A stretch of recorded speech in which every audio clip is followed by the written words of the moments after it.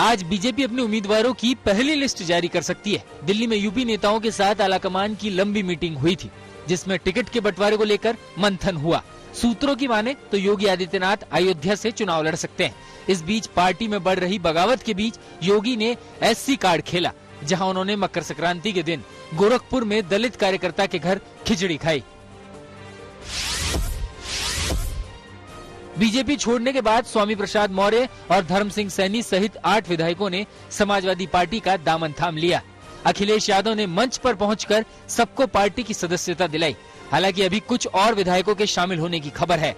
बताया जा रहा है कि मंत्री दारा सिंह चौहान 16 जनवरी को पार्टी में शामिल होंगे। इस बीच अखिलेश ने मंच से योगी आदित्यनाथ पर तंज किया। अखिलेश की वर्चुअल रैली में उमड़ी भीड़ पर चुनाव आयोग एक्शन में आया है। समाजवादी पार्टी के खिलाफ कोविड नियमों के उल्लंघन को लेकर एफआईआर दर्ज की गई है। सीआरपीसी के धारा 144 के तहत एसपी के खिलाफ ये एक्शन लिया गया है, जिसमें 269, 270, 144 महामारी एक्ट के तहत मुकदमा दर्ज किया गया है। पुलिस द्वारा पहले वीडियोग्राफी कराई गई, जिसके बाद उनको चिन्हित किया गया और फिर 2500 लोगों के खिलाफ केस दर्ज किया गया है। एसपी के लखनऊ कार्यालय के बाहर लोगों का भारी हुजूम देखने को मिला। इसे नाम जरूर वर्चुअल रैली का दिया गया, लेकिन वहां पर सोशल डिस्टेंसिंग की धज्जियां उड़ाई गई। कोरोना के बढ़ते मामलों के बीच चुनाव आयोग ने रैलियों पर रोक लगाई हुई है। अलवर में दिव्यांग बच्ची के साथ कथित बलात्कार पर सियासत तेज हो गई है। बीजेपी ने मामले पर प्रियंका गांधी और राहुल गांधी की चुप्पी पर सवाल खड़े किए हैं। इस बीच बच्ची का अस्पताल में इलाज चल रहा है, जिसकी हालत स्थिर बताई जा रही है। 4 दिन पहले 16 साल की दिव्यांग बच्ची के साथ रेप का आरोप है, जिसके बाद उसे सड़क के किनारे फेंक दिया गया था।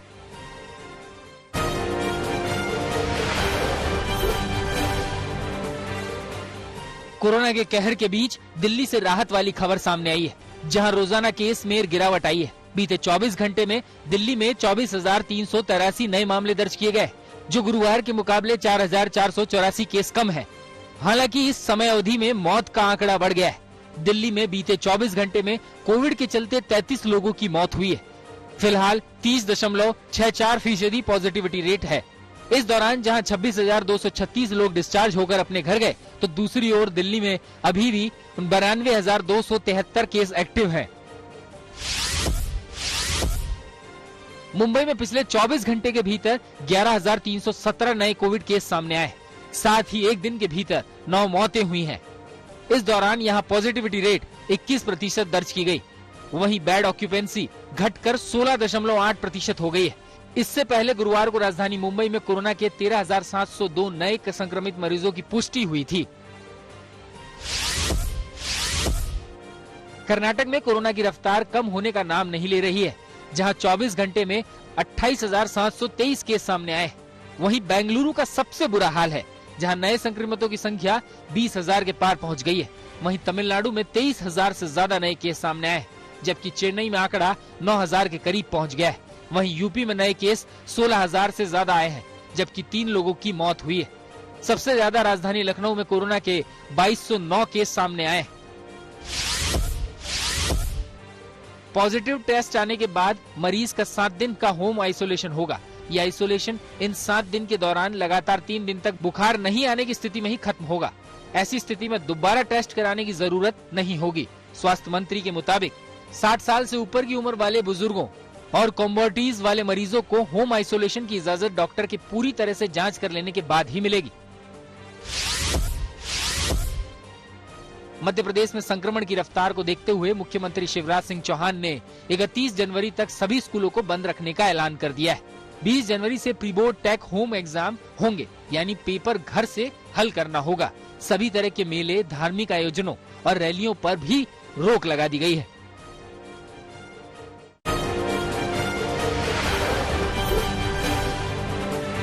साउथ अफ्रीका में एक बार फिर टीम इंडिया का सीरीज जीतने का सपना टूट गया। कैपटाउन में हुए तीसरे टेस्ट मैच में साउथ अफ्रीका ने भारत को 7 विकेट से हरा दिया। अफ्रीका के सामने 212 रनों का टारगेट था, जिसे टीम ने 3 विकेट के नुकसान पर हासिल कर लिया। इस जीत के साथ ही एल्गर एंड कंपनी ने टेस्ट सीरीज पर 2-1 से कब्जा जमा लिया है। इस मैदान पर केवल चौथी बार किसी टीम ने 200 प्लस का टारगेट चेस किया है। केपटाउन टेस्ट के तीसरे दिन काफी विवाद देखने को मिला। डीआरएस और अफ्रीकी ब्रॉडकास्टर्स को लेकर अपना आपा खोते नजर आए। मैच के बाद प्रेस कॉन्फ्रेंस के दौरान जब कोहली से डीआरएस विवाद पर सवाल किया गया तो उन्होंने कहा, इस पर कुछ नहीं कहना चाहता, जो कुछ हुआ वो मैदान पर ही खत्म हो गया। साथ ही विराट ने कहा कि टीम की हार का कारण खराब बल्लेबाजी रही। वर्ल्ड नंबर 1 टेनिस खिलाड़ी नोवाक जोकोविच को एक बार फिर झटका लगा है। ऑस्ट्रेलिया सरकार ने वैक्सीनेशन नहीं होने के चलते दूसरी बार उनका वीजा रद्द कर दिया है। आव्रजन मंत्री एलेक्स हॉके के फैसले का मतलब है कि अब जोकोविच को 3 साल के लिए निर्वासित किया जा सकता है। जोकोविच को 17 जनवरी से शुरू हो रहे ऑस्ट्रेलियाई ओपन में खेलना था, लेकिन इस फैसले के बाद उनका इस टूर्नामेंट में भाग लेना काफी मुश्किल दिखाई दे रहा है।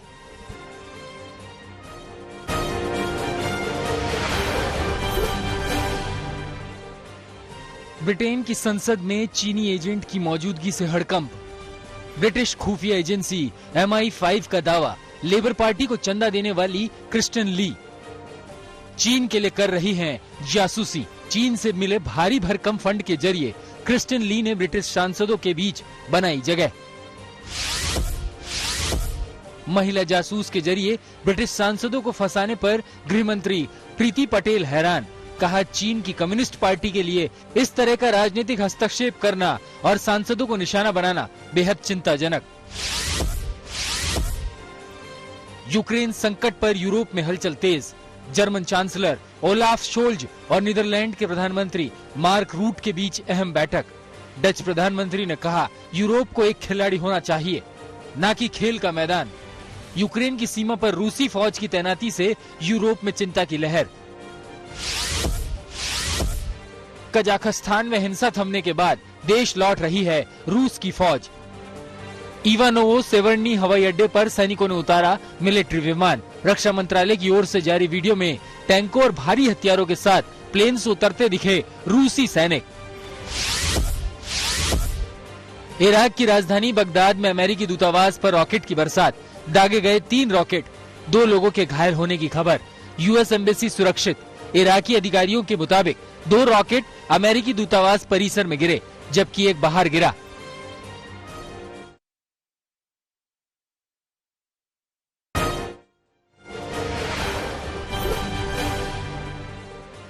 अफगानिस्तान में महिलाओं की हालत पर यूएन महासचिव एंटोनियो गुटेरेस ने जताई चिंता। कहा, आधी आबादी को नजरअंदाज कर आगे बढ़ नहीं सकता देश।